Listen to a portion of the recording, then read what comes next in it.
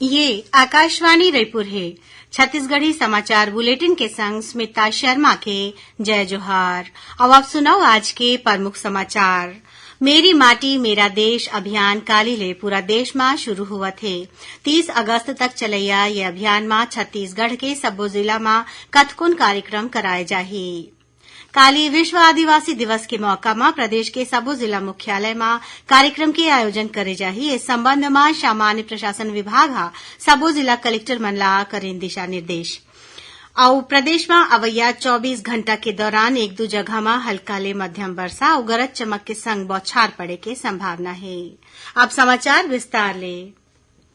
काली विश्व आदिवासी दिवस के मौका में प्रदेश के सब्बो जिला मुख्यालय में गरिमामय कार्यक्रम के आयोजन करे जाही। इस संबंध में सामान्य प्रशासन विभाग हा सब्बो जिला कलेक्टर मन ला दिशा निर्देश जारी कर दे है। ये कार्यक्रम में राज्य सरकार के मंत्री और विधायक मन के संग पंचायत प्रतिनिधि मन ला विशेष रूप ले नेवता दे बर कहे गे हवै। मुख्यमंत्री भूपेश बघेल सरगुजा और बस्तर जिला के कार्यक्रम में शामिल होही। उन्हें विधानसभा अध्यक्ष डॉक्टर चरणदास महंत जांजगीर चांपा जिला के कार्यक्रम में मौजूद रही। ए मौका में राज्य सरकार डहरले प्रदेश के अनुसूचित क्षेत्र के 5,500 ले ज्यादा पंचायत मन ला मुख्यमंत्री आदिवासी परब सम्मान निधि योजना के दूसरा किस्त के रूप में करीबन 3 करोड़ रुपया के राशि उनकर बैंक खाता में ऑनलाइन तरीका ले जमा कराए जाही। एमा हर पंचायत ला 5,000 रुपया दे जाही। कार्यक्रम में वन अधिकार पत्र, सामुदायिक वन अधिकार पत्र और वन संसाधन अधिकार पत्र घलो दे जाही। मेरी माटी मेरा देश अभियान काली ले पूरा देश में शुरू हुआ थे। 30 अगस्त तक चलैया ये अभियान में छत्तीसगढ़ के सब्बो जिला में कतकोन कार्यक्रम कराए जाही। इस संबंध में प्रदेश के संस्कृति विभाग डहरले आने विभाग के सचिव और जिला कलेक्टर मन ला परिपत्र जारी कर दे गे है। ये अभियान में ग्राम पंचायत स्तर में शिला पट्टिका के स्थापना करे जाही, जेकर माध्यम ले अपन बलिदान देवैया वीर मन ला श्रद्धांजलि दे जाही। ये कार्यक्रम के मुख्य उद्देश्य स्वाधीनता संग्राम ले जुड़े वीर मन के सम्मान करना है, जौन मन हा आजादी बर अपन सब कुछ न्यौछावर कर दिन। ये कार्यक्रम 2 भाग में होही।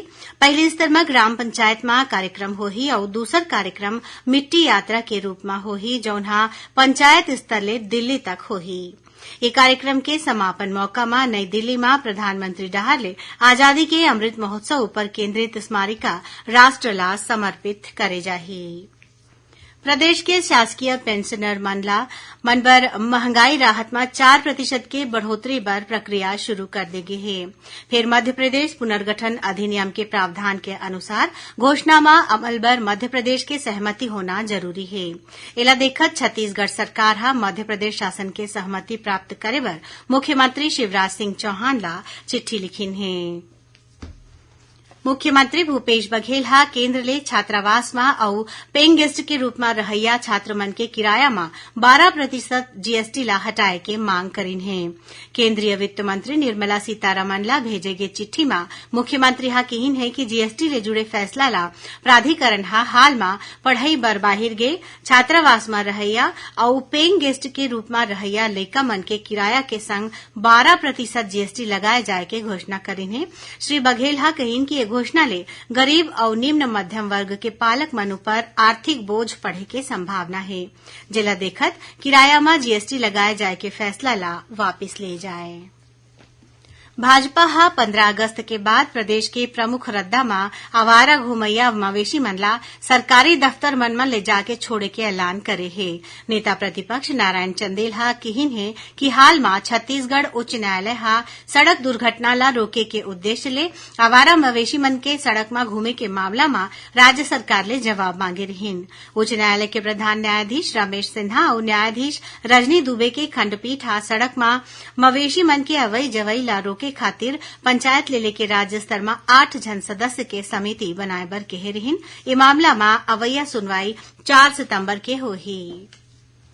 राज्य सरकार के जौन कर्मचारी मन पाछू 30 जून के सेवानिवृत्त होइन है ओमन ला 1 जुलाई के लागू वेतन वृद्धि देके उपराहा फायदा दे जाही। इस संबंध में राज्य के वित्त विभाग हा आदेश जारी कर दे है। संगे संग छत्तीसगढ़ उच्च न्यायालय के आदेश के अनुपालन में सेवानिवृत्ति ले जुड़े प्रकरण में 90 दिन के अंदर याचिकाकर्ता ला सेवानिवृत्ति के समय मिलैया राशि के संग एरियर्स के भुगतान घलो करे जाए के निर्देश दे गे हवै। छत्तीसगढ़ी समाचार बुलेटिन आप मन आकाशवाणी रायपुर ले सुनत हव। छत्तीसगढ़ के खबर ले हे आपके वास्ता अउ खबर के विश्वसनीयता ले हे हमर वास्ता। आकाशवाणी समाचार रायपुर के प्रादेशिक समाचार बुलेटिन के संगे संग हमर समसामयिक कार्यक्रम आप रेडियो के संग अपन मोबाइल में घलो सुन सकत हव। आकाशवाणी समाचार फेसबुक, ट्विटर और यूट्यूब में घलो हावय। हमर फेसबुक पेज हरे Chhattisgarh news on AIR, Twitter handle CGAIR news और हमर यूट्यूब चैनल हरे छत्तीसगढ़ AIR न्यूज। तो अब रेडियो के संगे संग आपके मोबाइल के माध्यम ले हम आप तक पहुंचत हन। छत्तीसगढ़ के हर खबर बर सुनत रहो आकाशवाणी समाचार। अब आगू बाढ़बो बाचे समाचार कोती। बस्तर संभाग में जिला केंद्रीय सहकारी बैंक के 7 और सरगुजा संभाग में 3 ठन नवा शाखा जल्दी शुरू करे जाही। इस संबंध में सहकारिता मंत्री रविन्द्र चौबे हा काली विभागीय समीक्षा बैठक में अधिकारी मन ला जरूरी निर्देश दीन। ओमन किहिन की सहकारी बैंक के नवा शाखा शुरू करे के संबंध में भारतीय रिजर्व बैंक ले प्राप्त दिशा निर्देश के आधार में जरूरी तैयारी जल्दी पूरा करे जाही। बैठक में बताया गई कि बस्तर संभाग में सहकारी बैंक के 7 ठन नवा एटीएम और सरगुजा संभाग में 5 ठन नवा एटीएम लगाए गए हवय। प्रदेश में जल जीवन मिशन में घर में पिए के साफ पानी पहुंचाए खातिर अभी तक करीबन 28 लाख नल कनेक्शन दे गए हवय। एकरे संग 39,000 ले ज्यादा स्कूल, 37,500 आंगनबाड़ी केंद्र और 15,500 ले ज्यादा ग्राम पंचायत और सामुदायिक स्वास्थ्य केंद्र मन में घलो नल कनेक्शन दे गए हवय। ये अभियान में करीबन 1.5 लाख नल कनेक्शन देवाए के संग रायपुर जिला प्रदेश में पहले स्थान में हवय। राज्यसभा ले मंजूरी के बाद संसद हा काली जन्म और मृत्यु पंजीकरण संशोधन विधेयक पारित कर दे हे। लोकसभा एला पहिलिच ले मंजूरी दे दे हवय। विधेयक ऊपर चर्चा के जवाब देवत केंद्रीय गृह राज्य मंत्री नित्यानंद राय हा किहिन की ये विधेयक जन्म और मृत्यु पंजीकरण ला आसान बनाए खातिर लाए गे हवय और यह पूरा तरीका ले डिजिटल होही। श्री राय हा किहिन की ड्राइविंग लाइसेंस बनवाए और शैक्षणिक संस्थान में प्रवेश जैसन कतकोन काम बर यह जरूरी दस्तावेज होही। ओमन किहिन की नवा प्रावधान ले जन्म और मृत्यु प्रमाण पत्र 7 दिन के भीतर बनवाए जा सकत हे। लोकसभा में कालिच व्यक्तिगत डिजिटल डाटा संरक्षण विधेयक पारित घलो होगिस। ये विधेयक में लोगन के व्यक्तिगत डाटा के सुरक्षा और वैधानिक उद्देश्य बर एकर उपयोग ला सुनिश्चित करे के प्रावधान है। केंद्रीय इलेक्ट्रॉनिकी और सूचना प्रौद्योगिकी मंत्री अश्विनी वैष्णव हा किहिन कि ये विधेयक के अनुसार कोनो भी व्यक्ति काखरो व्यक्तिगत डाटा ला ओकर सहमति के आधार में ही उपयोग कर सकत है। विधेयक में भारतीय डाटा संरक्षण बोर्ड के स्थापना के प्रावधान घलो करेगे है। विधेयक में कहे गे हवय कि व्यक्तिगत डाटा के सुरक्षा के उल्लंघन करे जाए में डाटा संरक्षण बोर्ड डहर ले मामला के जांच करे जाही। ऐसन मामला में 250 करोड़ रुपया के जुर्माना घलो लगाए जा सकत है। राज्य सरकार हा मौसम बदले के सेती कंजक्टिवाइटिस, डायरिया और मलेरिया जैसन बीमारी मन ले बाँचे खातिर पोटा केबिन, आश्रम और छात्रावास मन में पर्याप्त मात्रा में दवाई दे जाए के निर्देश दीन है। इस संबंध में उद्योग मंत्री कवासी लखमा हा सुकमा में विभागीय अधिकारी मन के समीक्षा बैठक में किहिन की जिला के सब्बो स्वास्थ्य केंद्र में डॉक्टर मन की मौजूदगी सुनिश्चित करे जाए। प्रदेश में अवैया 24 घंटा के दौरान 1-2 जगह में हल्का ले मध्यम वर्षा हो या गरज चमक के संग बौछार पड़े के संभावना है।